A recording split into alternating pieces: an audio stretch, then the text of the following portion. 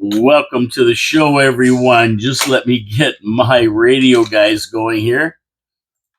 Welcome to the show to my radio guys. They're up and running. Everything's going here at Your City, Your Voice, coming to you live from downtown Niagara Falls, Ontario, Canada, in the studios of 4680Q Radio. My name is Paul Kalemir, and like I say, Your City, Your Voice, and I know because it says that on the sign back there. What a beautiful, beautiful Friday. The weather was beautiful out, and it still is now. And I woke up at 7. It felt about 5 this morning. I get up usually, and it was like 70 degrees outside. Just beautiful. And it's looking to go to in the 80s for sure. It's hot right now. And yeah, what a August we've had so far. This has just been fantastic. Anybody who complains about this, they're missing the point of summer. And in about 2 months, they'll be paying big money to go somewhere to get this weather that we have here right now. I'm happy. It works for me. So it's finally Friday. And I was looking out the window this morning, and I saw Venus and Jupiter again. But it's really weird how it's all working out now. During the week, it started out at around 8 o'clock, and then it slowly started moving around, around Venus. Jupiter starts moving around Venus in the eastern sky. So that's pretty cool. Pretty cool to see that. Other than that, the weather's supposed to hold up right till the end of the month. It's supposed to be just beautiful right until the end of the month. I mean, how nice of an August was this? Hardly any rain. Everything's a little bit brown, but you know what? That's fine. That's fine. We want to get our weather in. We don't get that much of it, and we want to make sure it works while it's here. We like it. And of course, there's a fire ban in the city. We'll talk about that a little bit later. And we're only 2 weeks from Labor Day. Kids go back to school, and that's the unofficial end of the summer, I guess, the Labor Day weekend. The exhibition closes down and opens probably on the 20th or so. Runs for around 10 days. That's about it for the exhibition in Toronto. Labor Day, it closes. Kids go back to school, and we start looking towards the fall. But you know what? You still have time to get out there and go have a good time. And how are you going to get somewhere to have a good time? Well, you're going to drive your car. You think you're going to drive your car. If you take it to Wild Bill's Auto Repair and Body Shop, you'll have a good shot at getting there safely. Your car's going to run good because Ken Hunter, he's going to go through your car from front to back, top to bottom, check your brakes, check your air conditioning, check your systems, check your computer, your onboard computer, to make sure there's no error codes popping up that could hold you up if you're going somewhere. That's why you have to be proactive. Go to Wild Bill's Auto Repair and Body Shop, get Ken to check out your car. And if you get in a wreck, don't forget he's got a full body shop there. That's right. Your car goes in, it comes out in showroom condition. What can I tell you? Be proactive. Don't be reactive. Get that thing checked out before you go anywhere this summer. And then, in another 2 or 3 months, you're going to be checking it out for winter and making sure it's ready for winter. Wild Bill's Auto Repair and Body Shop, wildbillsauto.ca. That's the website. Tell them Paul from Your City, Your Voice sent you. And while you're checking out the website, don't forget to subscribe to the YouTube video. That's right. You want to subscribe to this video so you get notifications when I drop a video. You want to subscribe to help the algorithm, help the show get out there to more people. We want a lot of people participating in the show. We're only about 13 months away from the next election, 14 months, right? So we got to get involved. That's why I got Alan McKay coming in. He's going to talk about DOGE. Government efficiency, government wasting our money. That's on Monday. That's going to be a big show, so you want to tune in. So subscribe so you can watch the video if you can't listen to it live on 4680Q at noon. Come on, let's go. The more the merrier to this party. This is a city party. We're going to take these aldermen, I still call them aldermen from the old days, these councilmen and women. Going to take them to task if they don't spend our money right, and you got to be part of it. It's your money too. Okay, viewer comments. Not too many viewer comments this time around. We finally got rain here in BC, says at Habs for Life 41. So one of my Habs listeners from Habsolutely also listens to your city, your voice. There you go. We finally got rain here in BC to fight these forest fires. Good. The smoke's coming this way. Let's get them put out. Thank you, God. Hope all is well out there in Niagara Falls. Yes, it's well at Habs for Life 41. Thank you so much for the comment. That was the only comment I had. Nobody had anything to disagree with me, I guess. They agree with everything I say, which is good. I like that. But thank you for that comment at Habs for Life 41. And wish you well out in Vancouver, BC, or in BC, wherever you are. And let's get those fires stopped. We don't need that. We don't need that out there. And go Habs, go. We'll see you once we get back into the season here. It's not that far away at Habs for Life 41. Not that far away when we're going to start celebrating the Habs. Everything's great here in Niagara Falls as well. We're getting this beautiful weather. Tourists are coming in. It's good. It's good. Let me put it that way. And a little bit later, we're going to get to our other sponsors, of course. Pete's Pizza on Victoria Avenue, Hamel Machine Company, and the Niagara Parks Commission. There you go, Habs for Life 41. If you ever get here, guess what? You got to go down to the Niagara Parks Commission. Okay, now there's a headline in the review today in an article by Ray Spiteri. It says, cross-border travel sees a remarkable reversal as American visits to Canada exceeds Canada visits to the U.S. That was yesterday's headline. Have you got that? Cross-border travel sees a remarkable reversal as American visits to Canada exceed Canadian visits to the U.S. So we talked about that yesterday. And I look at the headline today and it says, fewer Americans, more Canadians, Niagara tourism industry dealing with upended travel patterns. What is it? What is there? What's going on here? One day Americans are flocking to Niagara Falls, and the next day there are fewer Americans. The actual numbers, according to the review on this one by Ray Spiteri, are dismal as far as American visitors go, down 1.74%. And why are they dismal? In my opinion, well, they're dismal because of the Canadian peso. Now, when Americans come over the border and get 50 cents on the dollar, in other words, they give us a Yankee greenback, a $10 bill, and we give them $15 dollars back. Now that sounds like a pretty damn good deal if you ask me. I wish it was happening the other way, but it isn't. We have to pay to buy an American dollar. So Americans should be coming here just for the value. So I don't know. Maybe I didn't think it was going to affect it that much, but maybe the elbows up and the attitude and all the baloney coming from Big Mouth Billy Bass in Toronto. Maybe Americans are tuning in and they're a little bit more upset about it than I thought. Because really, when you talk to them, they don't care. They don't mention it. They don't care about it. And with a 50-cent dollar, I mean, that's a good attraction. But it's down 1.74%, which I don't know. That's a lot, really, when you think about. I think they said some number like 45% of the tourism here is like American traffic, something like that. It's a big number, whatever it is. So 14 million people, if 3 or 4 or 5 million are coming from the States, rubber tire, say within 600 miles, and that takes in New York City, Chicago, Detroit, Pittsburgh, Philadelphia, a lot of big cities. That's a substantial amount. That's a substantial drop, especially when you start figuring it out per person per dollar spent. Now, luckily, David Adams, the CEO of the Niagara Park, said that some of that dip is being made up by other international markets and domestic travel. So we're getting more Canadians coming here, and some through the international markets.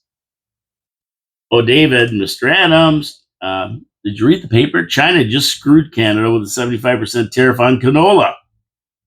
You may lose some of that market, too, if the media jumps on the boycott China bandwagon like they did with Trump.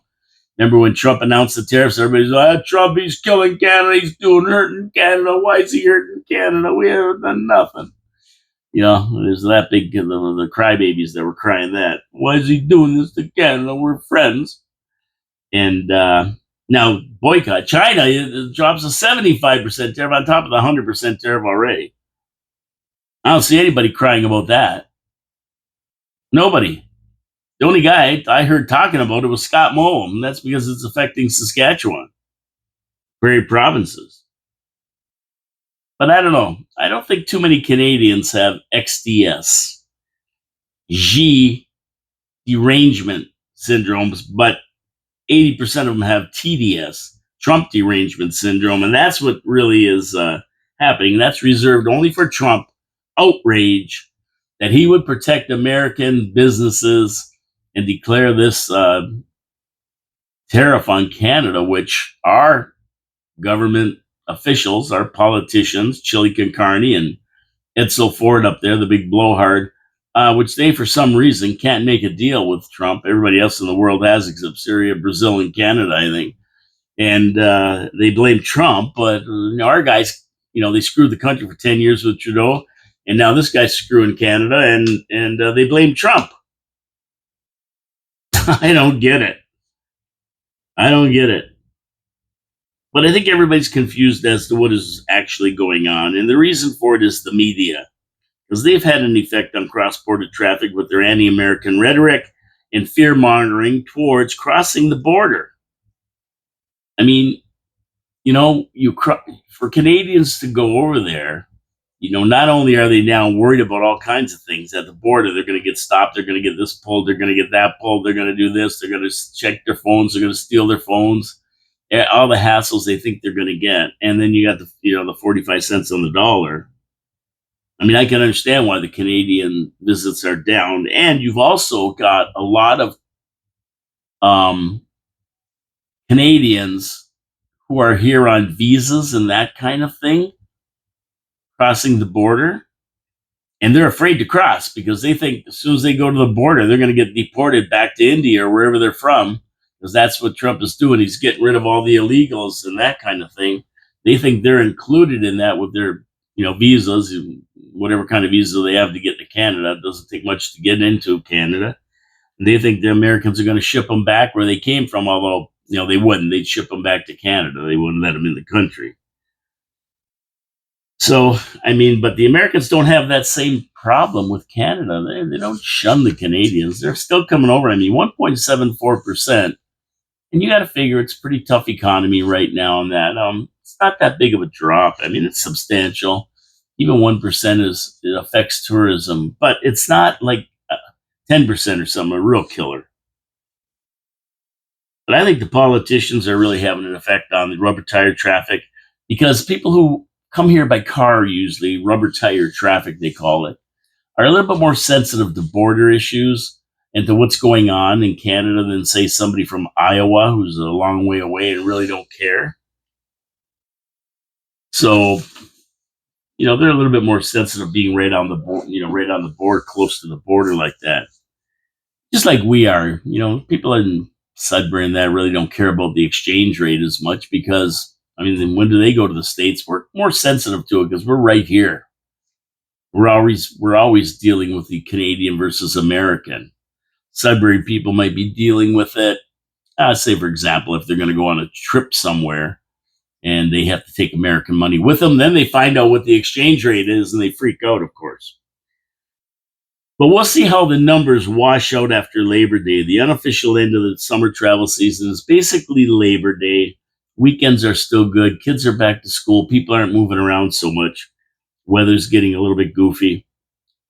But the Americans, they are a patriotic bunch. In fact, we're still seeing high numbers crossing the bridge, and that's a good thing, even though they are a patriotic bunch.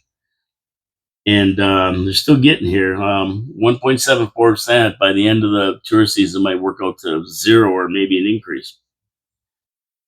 But good luck to the tourist industry. That's our industry. We need it. And we welcome the Americans. If any of my American friends or family that are listening, you are welcome here. Don't listen to these pundits in the paper. Don't listen to these big mouths like Gerald Ford or whatever his name is in Toronto. Don't listen to him, Doug Ford, Edsel Ford. You're welcome here. You're more than welcome here, and we're going to give you 45% every dollar you give us, something like that, depending on the exchange rate. So we're going to give you a good deal here. Okay, what about this burn ban? We got a burn ban in Niagara Falls. There's a ban on fires, and it's kind of taken on a life of its own. I'm laughing because we've had fire bans before when it's been dry.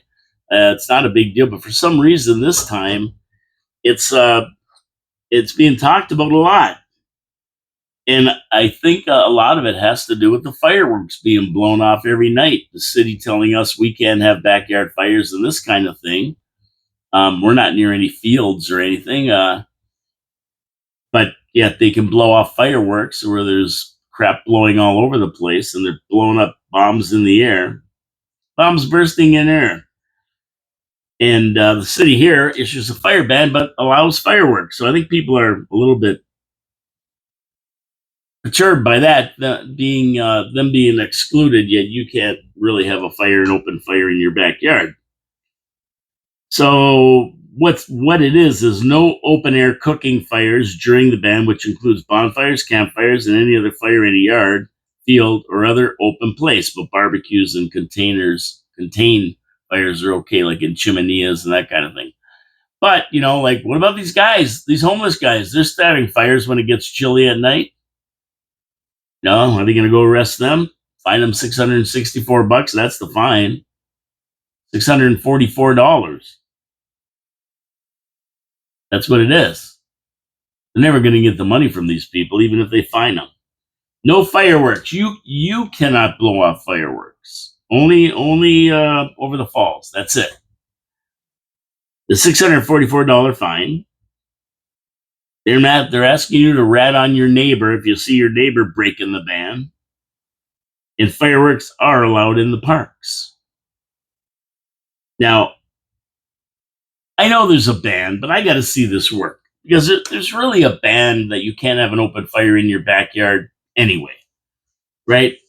That's one of the things that's already banned in the city. So I got a neighbor behind me who's 200 feet from the fire station. He lights 10-foot fires with smoke coming out of it like one of those old wood-fired steam locomotives. And the guys at the fire station don't see it or smell it. I mean, I'm in the house with the windows closed and the air conditioning going, and I can smell it. You look outside and there's a big haze over it, like those fires from up north are right in your backyard. A fire department 200 feet away, they can't smell it.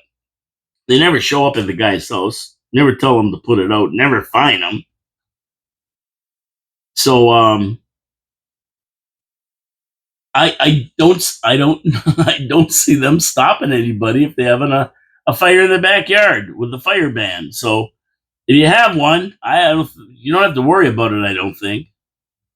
If you got good neighbors, they're not going to blow you in, and the fire department will never find it. Believe me, the 200 feet, the guy has these fires all the time, and nobody stops him. They never visit him and tell him to stop. I've never seen the guy get a fine. He's just got these big. I thought his house was on fire. It was so big. So yeah, I don't think you have to worry about it too much. And we're going to get some rain, and once we get rain, it'll be lifted anyway. But I mean, really, I think what people are sore about is that they're telling us we can't have them, and then they're blowing off fireworks down the parks. And I get it; they're over the water, they're over water and everything. But it's that do as I say, not as I do attitude of people. And people just don't like that. We're going to ban fireworks. We're going to ban them from everywhere in the city. That's the way it should be. Another rift between people who live in the city and the tourist industry, right? It's another rift. That's all it is. Just another rift. So there you go. Anyway, here's something else that we got to stop right now. And I'm going to mention it in a minute, right after my first sponsor, Pete's Pizza on Victoria Avenue. And the one thing about pizza, if you want a good pizza, you got to have good sauce and you got to have good crust. But you also have to have consistency. It has to be consistent. So when you go there the first time, it's good. Second time, it's good. Third time, it's good. You know you're going to go there and get a good pizza. And that's what Pete's Pizza on Victoria Avenue has to offer. They use the Mancini family recipe for their crust and their sauce. Been around for 40 years. Tried, tested, and true. It's excellent. Then the guys who work there, who run the place, know how to make a pizza. They get that brick cheese and mozzarella blended, throw it on the pizza in the right ratio with the sauce so you can taste the sauce, you can taste the cheese, throw on fresh toppings, and you got yourself a winner. You got yourself a winner. I'm going to tell you that right now. Now, pizza isn't the only thing they're good at. You have to try their wings. Their wings are excellent. So is their steak and cheese poutine and their regular poutine. Everything they have is excellent. And they're always coming up with new products. I mean, I was in there one time and they're trying out chicken parm sandwiches that were fantastic. Maybe they have them on the menu now. I'm not sure. They were going to put them on the menu. They probably did, and they're fantastic. Pete's Pizza on Victoria Avenue. How do you get one of these beauties? 905-374-2222 is the phone number, or you can go to petespizzavictoria.ca. They're open till 2 in the morning on Fridays and Saturdays, midnight during the week for your convenience. And guess what? Some great news. The beginning of September, they're opening another Pete's Pizza on Thoroldstone Road, corner of Thoroldstone and Kaler, where Pie Guys used to be. That's fantastic because our North End people deserve to have good pizza out there, and pizza's going to bring that to them. Pete's Pizza, Victoria Avenue. Check it out today. Grab your pizza. You know you want one, and tell them Paul from Your City, Your Voice sent you. They'll be happy. They're good corporate citizens. They sponsor the show and sponsor a lot of events in the city. Okay, so here's something we got to stop right away. I read this in Facebook. There was a post on Facebook. An offshore person was seen throwing a garbage bag full of crap, who knows what, but a big garbage bag full of junk, trash, and anything else over the railing and into the Hydro Canal. Now, I will guarantee you this is not this person's first rodeo. And who knows who else in that community is throwing trash over the railing and into the Hydro Canal. But a responsible citizen who saw him doing it stopped his car and gave him a dressing down. And that's a good thing. If you see anybody doing this, stop them right away. That goes down the canal, floats down to the forebay there, and it's going to wash up on shore. It's going to become the Ganges River if we don't stop it. It's going to become a mess. We got to stop this nonsense right now. If you see anybody, report them to the police. Whip out your phone, video them, and hold them there. Make a citizen's arrest. This is something that we got to stop right away. I mean, we don't want it to become a thing where people are disposing of their garbage in the Hydro Canal. It's bad enough on the back roads in Niagara Falls that we can't control. We do not want them standing on that railing, throwing trash in all the time. And there should be some huge fines if they're caught doing this as well. I mean, it could turn into a real big mess real fast. So if you see somebody, stop them, tell them to stop it, hold them if you can, and call the cops if you have a video, because this guy should get a fine. This is ridiculous. I've never heard or seen anybody do this myself. I mean, I don't know anybody who would do that, to be honest with you. That's just something you don't do. But we're facing a different problem now, a different group of people. And city has to be aware of it and make sure it doesn't happen. And we're the city, because at the end of the day, it's our tax dollars are going to be used to clean up this mess these people make. And I don't care who it is, whether it's offshore people or onshore people, anybody. If you catch them doing it, stop them. Don't do it. Where's our mayor? He should make an announcement about this. It's that important. Where's Mike Cushman? What about Mike and Gary Wilkins? environmental guys, I'm going to have to go down to that forebay and look over the railing and see if there's any crap on the sides. That's where it all ends up. I wouldn't doubt if there's a bunch of stuff down there. Okay, over to Niagara Lake. There's some good stories I read. Good news. Good news. I like this. I like this. Niagara on the Lake Mayor Gary Zalepa has it going on. And he's doging the Niagara Peninsula Conservation Authority, and I like it. He's doging them. He's giving them the DOGE treatment. They came to the regional council to borrow money, like $500,000 worth of money, for roof repairs needed on some of their buildings. You know what Mayor Zalepa did? He voted against giving them the money. His reason, and I quote, "If capital items are needed, they should be prioritized when you present your budget to council." Like last year when they presented their budget, I would suspect that some trimming should have to be done somewhere else. And this is what I'm getting at. For every dollar they spend over the budget, they should have to find $1 in savings. And I don't care who it is. I don't care what department it is. Because last year in Niagara Falls, they spent $10 million over the capital budget. What they approved for the capital budget, $10 million. Now, they raised our taxes 5%. Where did the $10 million come from? They raised our taxes because we didn't have enough revenue or other monies to cover the bill. So they said we need 5% from each taxpayer. And during the year, they spent $10 million over their capital budget. I mean, this stuff don't grow on trees behind City Hall. It's got to come from somewhere. So they either made some revenue, or they saved money on other projects, or the squirrel put it away. But either way, if it was put on the revenue line of our budget, then we wouldn't have to have a tax increase. Every 700,000 to $1 million is 1%. So we'd need $3.5 million to make up the 5%. And they somehow found $10 million. So if $3.5 million was put on the revenue line as income, it would balance it out perfect, and our increase would have been zero. These are just numbers on a ledger. They're estimating the numbers. But when they start estimating numbers, they can play with it to make it work. So we have to pay more taxes. You get it? You don't have to be a genius to figure this out, or an accountant or a Philadelphia lawyer. You just have to look at the numbers. And one of the ways they do it is to always put in the revenue from the casino line $14 million when they know they're getting $20 million. They underestimate it.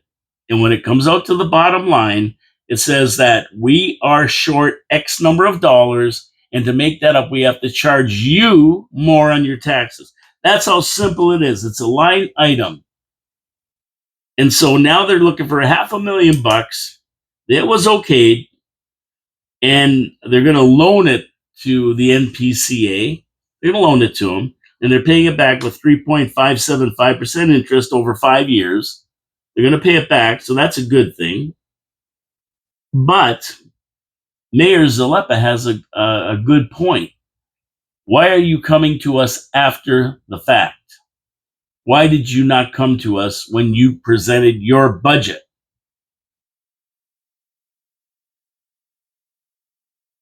I like it. I like that he said that. I like he's doging them. And I like the fact that he said for every dollar that they need, they have to find $1 of waste, of efficiency, of trimming. And we got to get harder in our city council about this too. Nobody looks at the numbers. That's the problem. I sit on this show and I talk about it, and I'm sure Alan McKay will be in on Monday from the Property Taxpayers Alliance, and he'll be talking about it.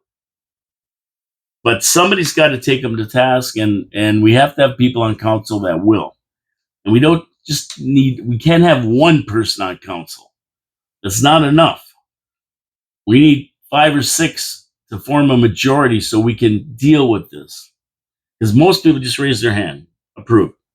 Approve. Capital budget, 50 million. Not even a question. 192 pages of expenses. Nobody questioned any of it except Lori Lococo, Councilor Lococo. The operating budget, we had a few people questioning it, but they were bogus questions. I mean, I think they just threw them in there just for fun. For fun. And one councilor wanted to get more money for Phragmites.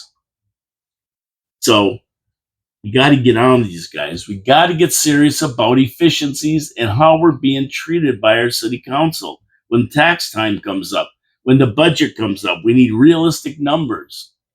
I mean, they get their 10 million. I'll tell you how. They just overestimate stuff. Oh yeah, we're going to build this road. It's going to cost 2 million. We know that. We have planners. We have guys who do this. Pay them big money to. So let's say it's going to be 4 million. And when it comes back at 2 million, we have 2 million extra to spend. But it's on the expense side. So the bottom line is taxpayers got to pay more, not because they got to pay more, but because it's been set up for us to pay more. You get it? That's how it works. Anyway, enough said. We need DOGE to get to the bottom of the budget, each and every department. We really, really do. We're kicking in here a couple $100 million in Niagara Falls, over $1 billion in the region. And are we getting our money's worth? That's the question. And I'm not picking on any department. What I'm saying is, until we really do a deep dive and get somebody in there to see if it's being efficient, then we don't know. I mean, I use the fire department because they're our biggest department and our biggest cost. I mean, $30 million a year, right? So nobody will go in and look at those numbers. Maybe we can save 5 million. I don't know. Maybe they don't have enough. Maybe we're not giving them enough. I doubt it, but maybe we're not. But until we go in there and look at the numbers and find out, we don't know. That's my point. Enough said. I'm not saying any more about that right now. But we'll be talking about it on Monday. So tune in Monday. It's going to be a great show. Okay, over to Air Canada. Now, the Air Canada flight attendants prepared to go on strike tonight at midnight. The Posties, their union is set to meet with Canada Post Corporation today to see if they can avoid another strike and hammer out a deal before they go on strike.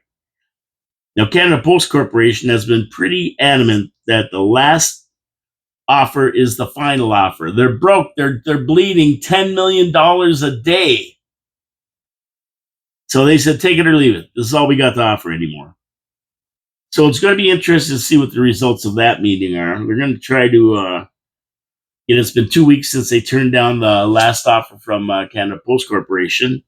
The union's keeping up its national ban on overtime work as a protest. And they advised all their people to say no to the deal. Now, I really thought after their display at Christmas, where they got basically shut down, they went on strike and nobody cared. Nobody cared. Nobody even knew they were on. Some guys didn't know they were on strike. The one guy said, I didn't even know they were on strike until I never got my Kentucky Fried coupons, like Kentucky Fried Chicken coupons. So it didn't make a difference. They thought they were going to really screw us at Christmas because of Christmas cards and presents and everything else. They didn't. Nobody paid attention, so they went back to work. And now they're contemplating doing it again. I mean, they're insane. They're writing their own pink slips. They're going to be gone. Within 5 or 10 years, you won't even see postmen anymore. They're going like the Iceman and the Bread Man and the Milkman and the whatever other man that came to your house. Whatever, the Postman, Mike Milkman, Bread Man, Iceman, Coal Man. There's all kinds of people coming around. Those days are gone. It's over. So we'll see what happens with them. Keep your eye on that. See if they can hammer out a deal here before they go on strike again. Over to Air Canada. The airline has canceled flights already and is poised to cancel 500 more today as the union reaches strike time midnight tonight. They'll be on strike by Saturday. So at midnight, unless an 11th hour deal can be reached. And it's 12:35 now, and I haven't heard of a deal yet. So we got another what? 11 hours. They're not going to be at work. Over 10,500 flight attendants will be on strike, and the cancellations will affect 130,000 customers per day that use Air Canada to fly around, including 25,000 Canadians that may be stranded abroad since all flights would have to be canceled. So that's another concern. You took Air Canada to the islands, you took Air Canada to Europe, you took Air Canada to wherever you went, and there's nobody coming to pick you up. And guess what? The other airlines are going to be swamped.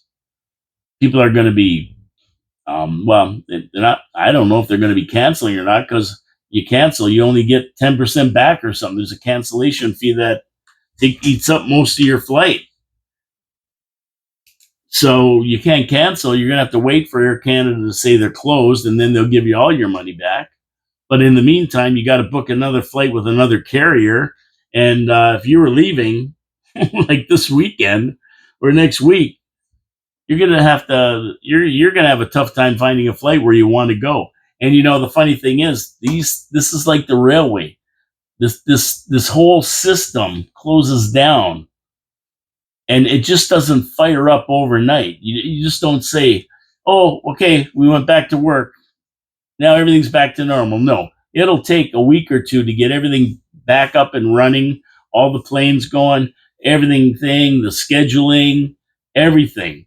It's going to take a little while to get it back up and running. It isn't like turning off a printing press and then turning it back on and you're back in business. It's not that turnkey.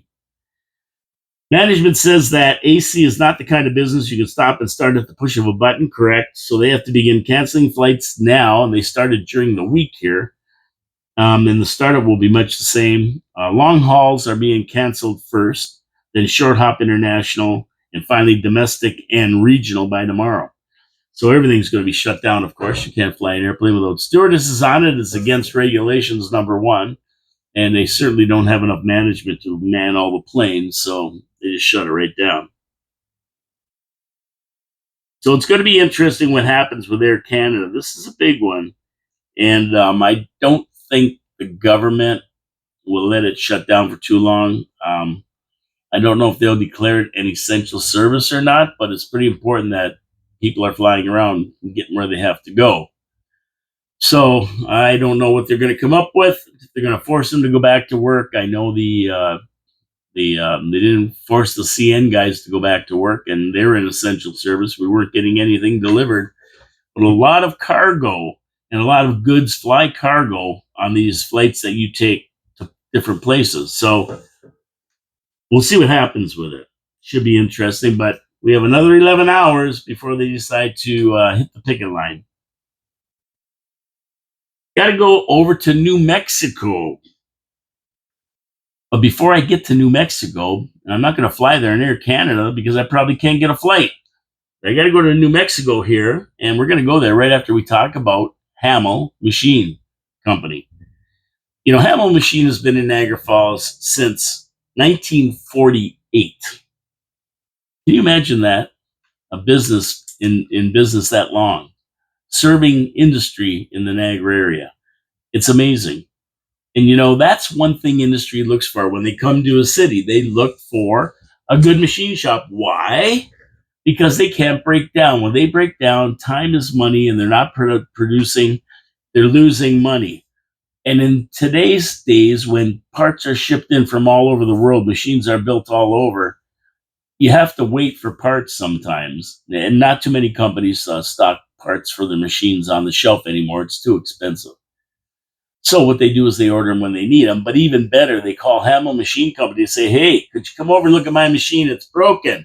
Hamel comes over, looks at it. "Yeah, we can fix that part." They either fix it. If they can't fix it, they can reverse engineer it. And the good thing about Hamel is when they reverse engineer it, they have the staff, they have the capability, the technology, and the engineers to make it even better. They don't just replace, they make it even better so it works faster. and makes the company more money. That's how good they are. They've done it for the wine industry, big industries like Rich's Products and Fort Erie. They do it for the city, for the region, and for the agricultural industry. They do a lot of work, and their innovations are shipped all over the world. Like these guys ship all over the world. So there you go. Who knew that, right? Well, you do now. And how do you find out more about them? You go to hamillmachine.ca. You look at their website, see all the great things they do. It's amazing the work these guys do. And then if you need them for your home projects, for something to be fixed, something to be welded, something to be fabricated, you give them a call because they take care of us little guys too. They haven't forgot about the citizens of Niagara Falls that made them great since 1948. Hamill Machine Company. Tell them Paul from Your City, Your Voice sent you if you do need their services. And please support our sponsors because they're good corporate citizens and they support the city, they support the show, and they support events in the city. This is what makes Niagara Falls a great city.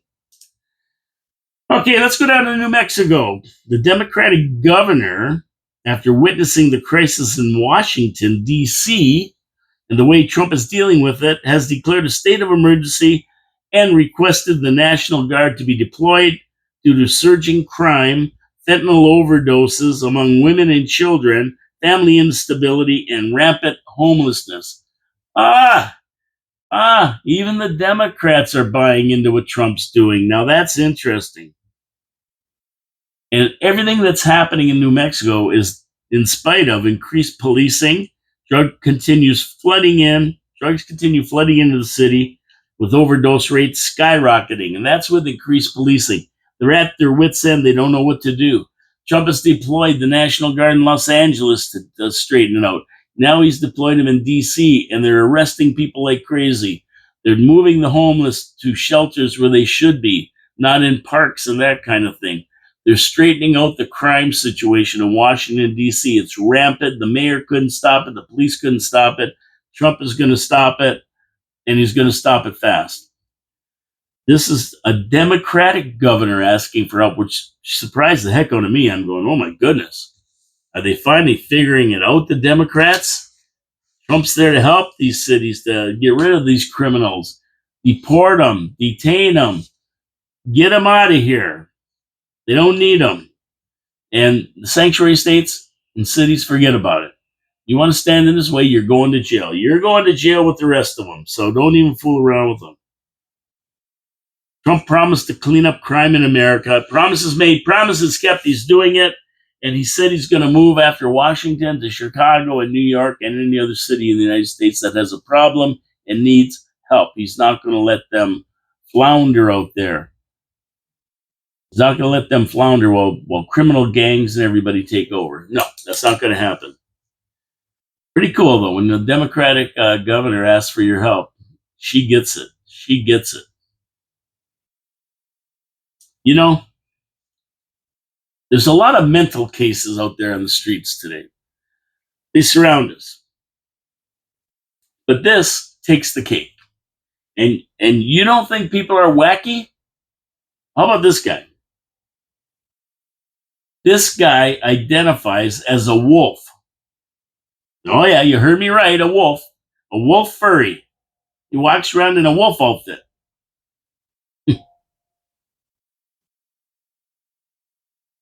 They live without a brain. They live.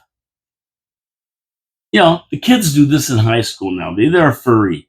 They tell you they're a cat or a dog. And they come to school with the big ears, and I'm a furry. Cuckoo. These are dopey teenagers. You know what I mean? I kind of get it. Teenagers are wacky as it is. They don't know what the hell they are. And today it's even worse because they're telling them they can be anything they want, even cats and dogs. Men, women, cats, dogs, it doesn't matter. You can't say anything because the woke, you can't say anything to them. Teachers encourage it. Oh, yeah, we'll put a cat box over here for you. You got to go to the bathroom. You just go in the corner over here, right? And don't get the litter all over the floor. Well, this meant, okay, saw a wolf pack, and he was wearing his his gray wolf suit because that's what he does, and he decided to join in with the wolf pack. We're talking real wolves here. So he decided to join in. Now, the wolves attacked the guy, tore his outfit to shreds, and put him in the hospital. Yeah. Critical injuries, serious injuries. Now, speaking from his hospital bed, this guy said the wolves were just establishing dominance. They weren't going to hurt him. Dude, you were their next meal. They wanted to eat you. That's what wolves do when they're hungry. They eat other animals. And you were it. But he thinks they just were trying to establish their dominance. You know how they have the alpha leader in the pack and that?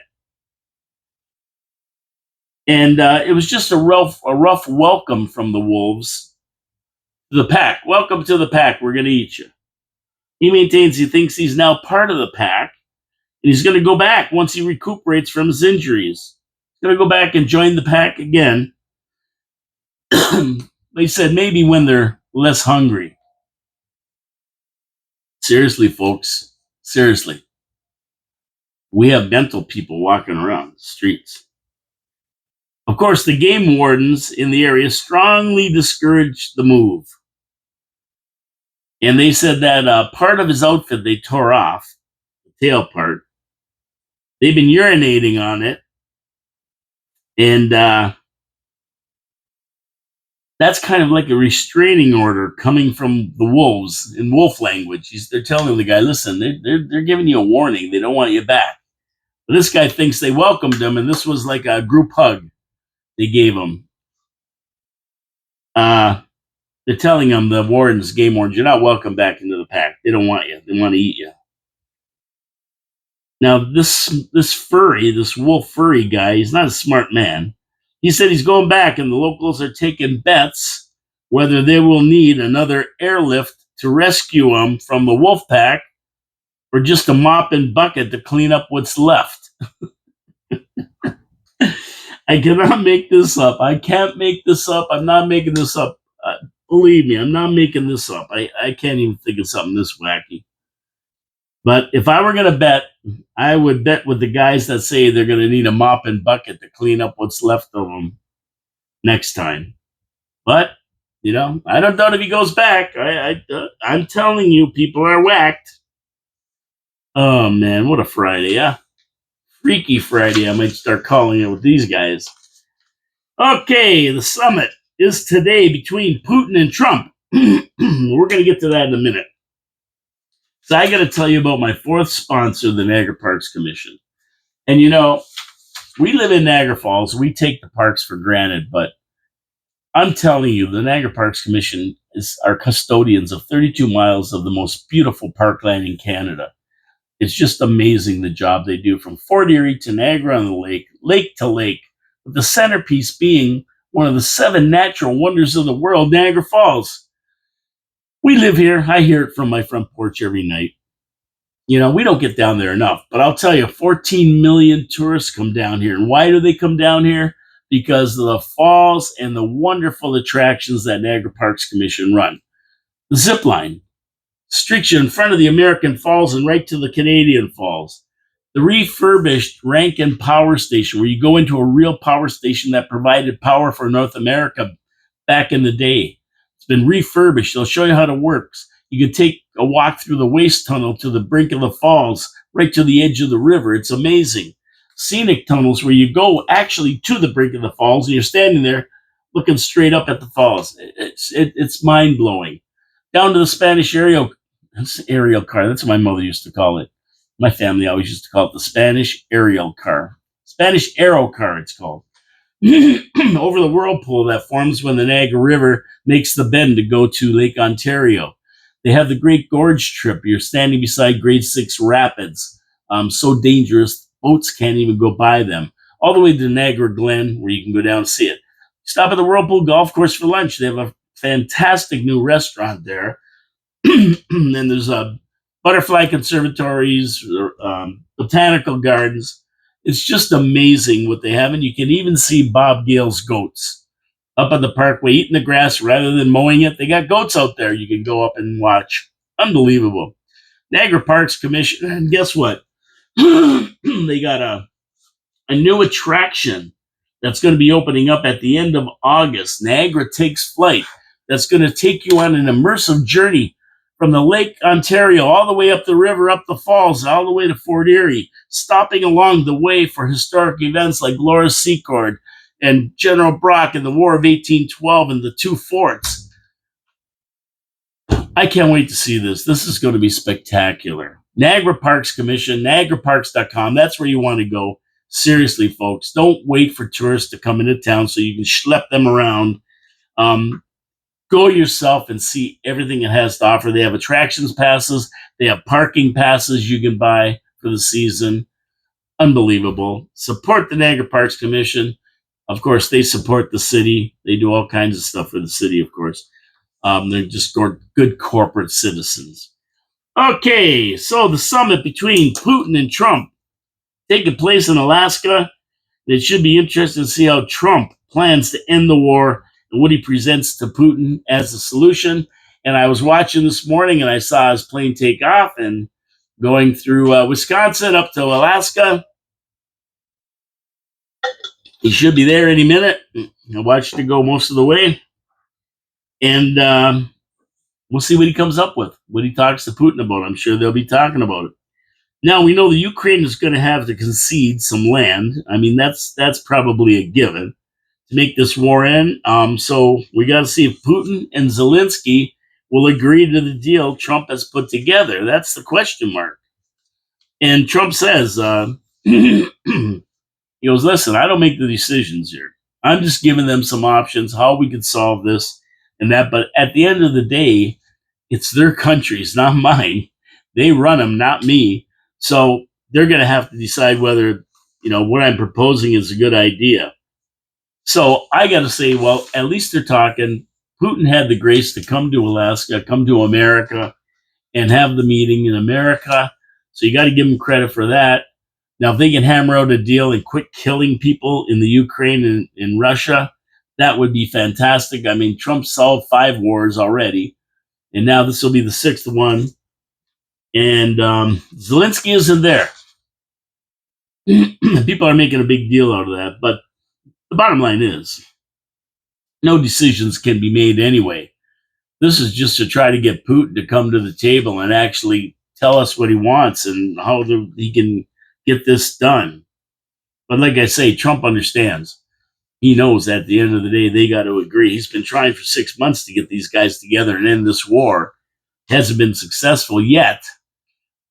Before you can make a horse, you take a horse to water, but you can't make him drink. So he's trying to take them to the water, and hopefully they drink and they can hammer this thing out. Another little thing: the southern border by Trump is beginning to show its effectiveness, and now Mexico has handed over 26 cartel leaders to American authorities for prosecution. Trump started a war on the cartels on day one of him taking over as president, upgrading the Coast Guard and other entities watching the Caribbean for smugglers, and has said he will go into Mexico with troops if needed to wipe them out. And now Mexico is helping with the cause. They want them out of there too. And they handed over 26 cartel members for prosecution in the United States for human trafficking and dealing drugs. Awesome. It's working. There has been 0 people coming across that border, illegals coming across that border for the last 3 months, which is unbelievable, in its own. So good deal by Trump. He's doing it. He's making it happen. Good for everybody. Now, ICE has been taking care of a lot of these illegals. And so far, there's been over 100,000 applications to join ICE. And because there's no more DEI, they're able to pick the best of the best, regardless of anything else. No DEI, no filling quotas. The best of the best and the brightest are going to be hired to be ICE agents. Over 100,000 people have applied to be ICE agents to clean out these illegals. That's amazing. During Biden's 4 years, nobody wanted to be an ICE agent. They had no backing. They had no authority. They're getting pot shots were being taken at them. So that's fantastic. ICE has been so successful in rounding up illegals that they need more space. Alligator Alcatraz isn't enough. So they're going to reopen a closed detention center in Mason, Tennessee, 45 miles north of Memphis, to house these illegals. Unbelievable. They're opening more stuff. They're opening mothball prisons. They're opening Alcatraz. They created Alligator Alcatraz. It's happening, ladies and gentlemen. It's happening.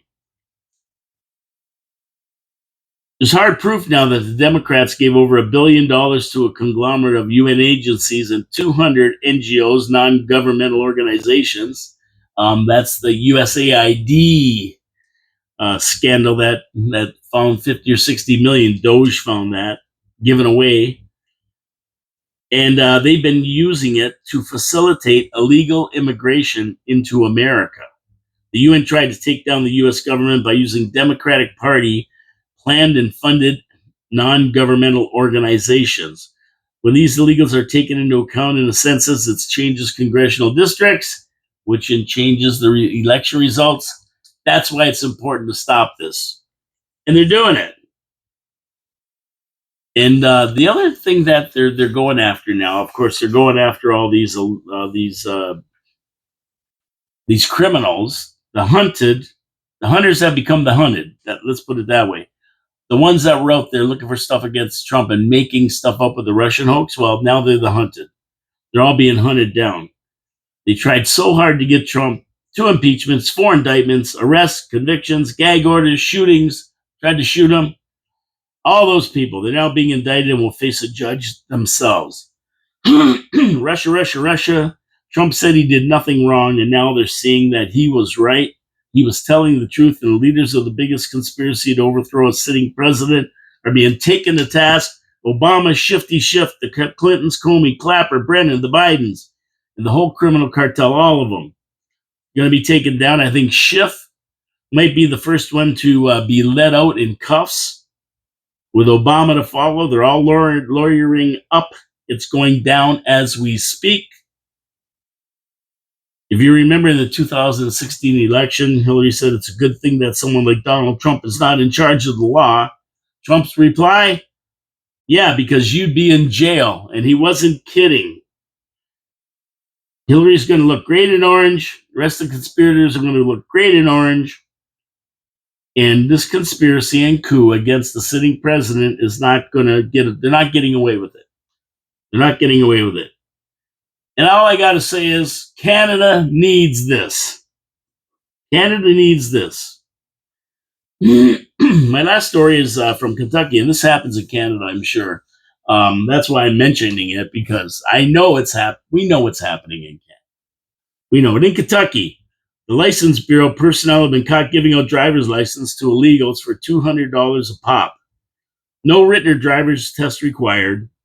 And I can almost guarantee you this is happening in Ontario and all of Canada.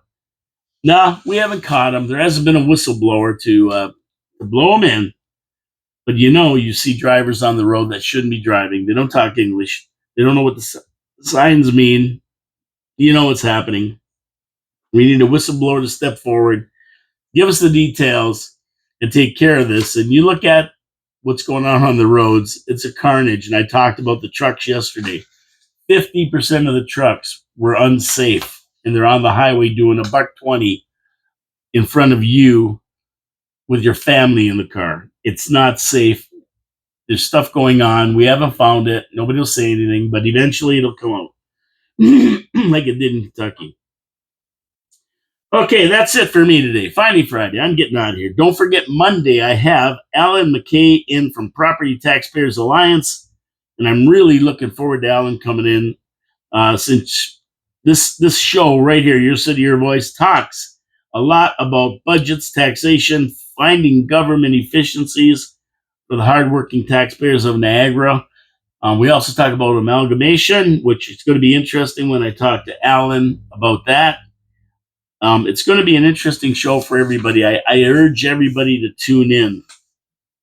This is the things, this is the stuff you have to know about government when your taxes have gone up 25% in the last 4 years and they're going up another 6% proposed this year. You have to know where your money's going, how they're spending it. It's just, it's ridiculous. And if you don't care, well then, stay home, don't vote, don't bother if you don't care.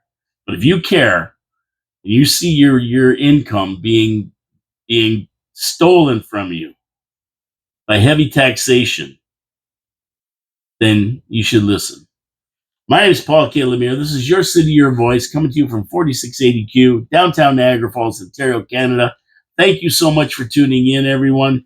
Please, please, please support our sponsors, Wild Bill's Auto Repair and Body Shop, Pete's Pizza on Victoria Avenue, Hamel Machine Company, and the Niagara Parks Commission. Support our sponsors. They support the city. They support the show. We love our sponsors to death. They're good people. Anyway, God bless you all. Have a great weekend. I'll talk to you on Monday at 12 sharp. Promises made, promises kept.